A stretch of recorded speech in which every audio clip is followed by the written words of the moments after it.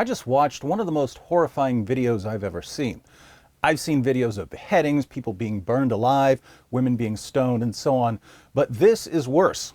It won't seem like it if you're not paying close attention, but if you listen carefully to what's being said, you realize that according to CNN, criticizing Muhammad is not protected by the First Amendment of the United States Constitution. And the reason I say that this is worse than videos of violent atrocities is that if we're no longer allowed to criticize an ideology that promotes violent atrocities, we're going to see a lot more videos of violent atrocities.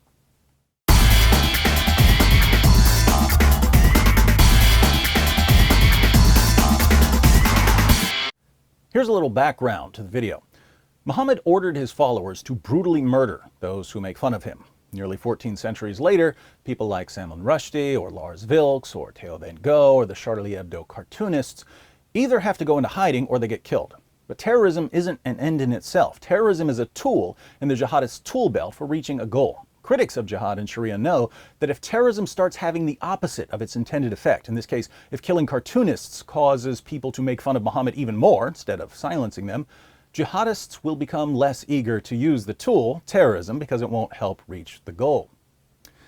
So, in response to the Charlie Hebdo massacre, Pamela Geller and Robert Spencer put together a Muhammad cartoon contest. The point wasn't to offend for the sake of offending, but to send a message to terrorists. If you kill cartoonists, we're going to make even more cartoons, so if you don't want people drawing your prophet, stop killing cartoonists and learn to disagree in a more constructive manner. The response of jihadists, of course, was to launch a terrorist attack against the cartoon exhibit. Nothing surprising there. Terrorism still has its intended effect of silencing politicians and the media, so jihadists view terrorism as an effective tool.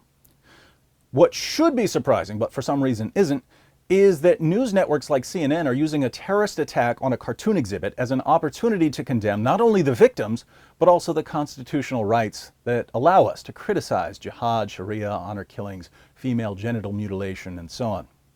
Here's CNN anchor Alisyn Camerota suggesting that there's a difference between, on the one hand, constitutionally protected free speech, and on the other hand, speech that's incendiary and provocative, where cartoons fall into the incendiary and provocative category.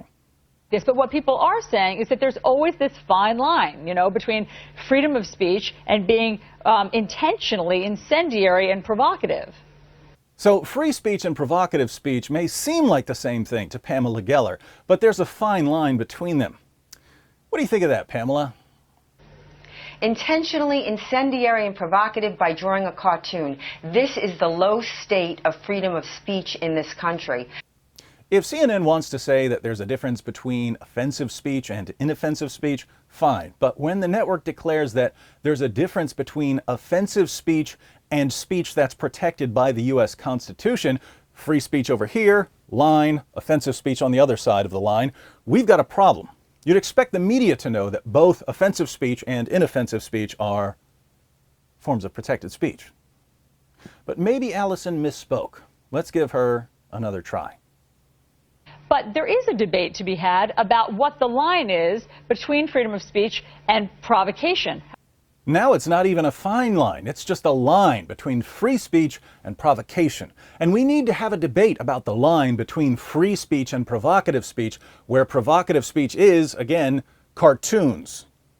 But there is a debate to be had about what the line is between freedom of speech and provocation. What you just said is one of the most insanely idiotic things I have ever heard. At no point in your rambling, incoherent response were you even close to anything that could be considered a rational thought.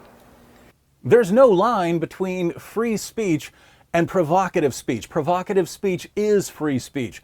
And what's interesting is that CNN only thinks we need to debate this line between free speech and provocative speech when the provocative speech happens to be about Islam.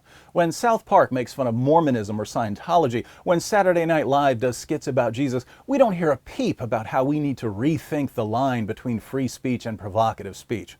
Islam, according to CNN, is uniquely beyond criticism. I wonder how CNN came to the exact same conclusion that Sharia demands. You want worldwide a law to be in every country that you cannot criticize the prophet. Is that accurate? Well, we want the Sharia, and the Sharia says that this is completely prohibited. Okay. Yes, but what people are saying is that there's always this fine line, you know, between freedom of speech and being intentionally incendiary and provocative. Everyone in this room is now dumber for having listened to it.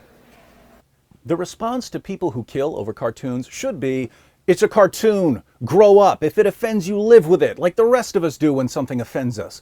But if you're planning to throw a violent tantrum every time someone says something about your poor little prophet, prepare for relentless mockery, because the best thing we can do for you and for future generations is make sure you get used to it real fast. Instead, politicians and the media respond to cartoon violence with sympathy for the perpetually outraged. We feel your pain. We understand your perpetual outrage. We agree with you that drawing a cartoon of an illiterate 7th century caravan trader who had sex with a 9-year-old girl and won followers by promising them an eternity of deflowering virgins is a terrible tragedy. And rather than bring you into the 21st century, we're going to treat you like children, because deep down, we're a bunch of liberal racists who don't think you're capable of behaving like adults, so why bother trying? You know, a quarter of the world's population revere the Messenger Muhammad sallallahu alaihi wasallam, and you know, for them, they'll prefer to die themselves than to allow anyone to insult the Prophet.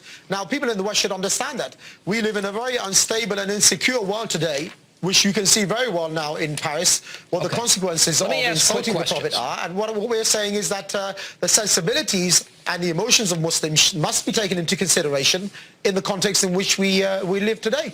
The future must not belong to those who slander the Prophet of Islam. I award you no points, and may God have mercy on your soul.